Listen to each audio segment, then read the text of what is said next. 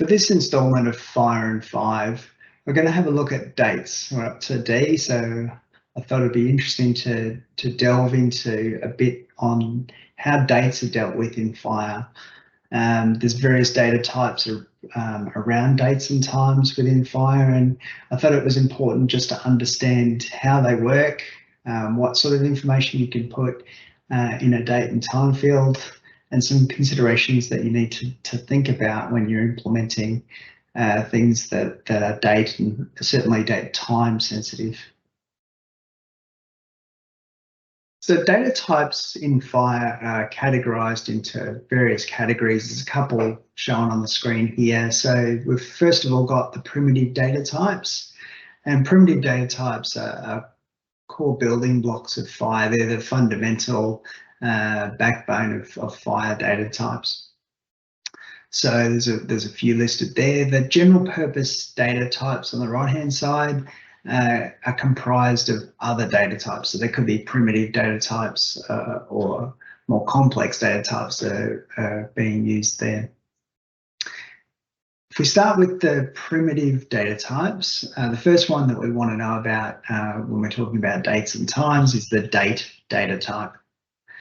The date data type can have a full date in it, so year, month and day, and FHIR specifies how that should be shown. So definitely have a look at the spec on that. But you can also store partial dates inside that field. So it could just be the year, could be the year and the month, or the year, month and the day. So you've got some options. A really good example of the date data type is birth date field inside the patient resource. So if you have a look at that, you can see that I can store just the year of the patient's birth if I know that, or the year and the month, or the full date of the patient's birth. The time field is just a time, so it's the seconds past midnight. You can't store 2400 in a time field, and it's just hours, minutes and seconds in that particular field. There's no date, there's no time zone, it's just a time. The date time field is probably the most frequently used field within the date time fields, and you have a date component, a time component, and a time zone component. So the date part, or the date part of that that field, like the date data type, can just be a partial date. So it could just be the year or the year and month. It could be the year, month and the day. So if I didn't know when a particular event occurred from a time perspective, I could just put in the year, month and the day, and that would be a valid date time field. When we look at time zones, you need to check what the FHIR server is persisting. So is it always converting dates and times back to GMT, or is it displaying it in a local time zone, and so you don't need to necessarily do any translation on the time? But just be aware of, when you're interacting with a FHIR server, you may need to do a date time translation between its time zone and the time zone you're currently in, or that mobile app, if you're a mobile app developer, where your app is being run from. So the date time can be a subset, or that sort of partial dates. If you're doing those partial dates, you don't need to include the time, and you don't need to include the time zone either. It doesn't relate to that when you've only just got a partial date.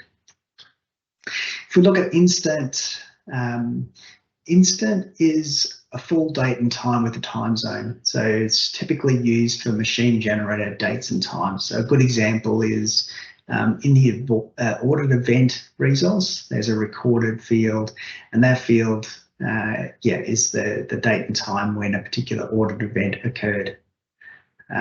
So there's no partial dates and times in that field. It's as at a particular date and time.